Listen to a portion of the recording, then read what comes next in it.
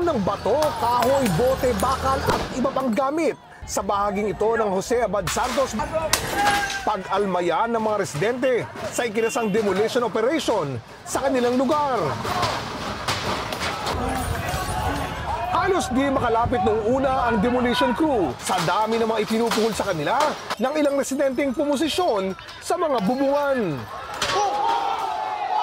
Pero nang lumala pa ang tensyon, pinasok na ng SWAT ang lugar. Kanina po umakyat po sila dyan para kahit papaano masawataho yung mga nagbabato kanina. Sa puntong ito, nakalapit na sa mga gigibaing bahay ang demolition crew. Pero habang papaakyat ng bubong ang isa sa kanila, nahulog mula sa bubong ang isa sa mga crew.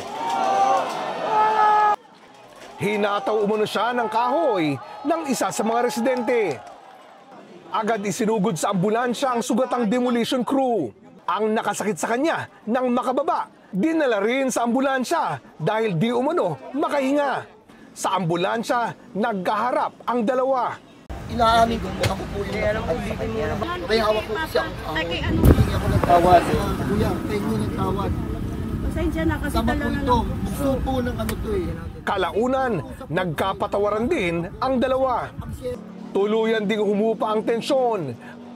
Kaya natuloy ang demolisyon habang nakabantay ang mga pulis. Bukod sa nahulog na tauhan ng demolition crew, nasugatan din ang isa pa niyang kasamahan at dalawang iba pang pulis. Kakasuhan po namin sila ng direct assault at saka po yung depende po sa sheriff kung meron po tayong obstruction of justice.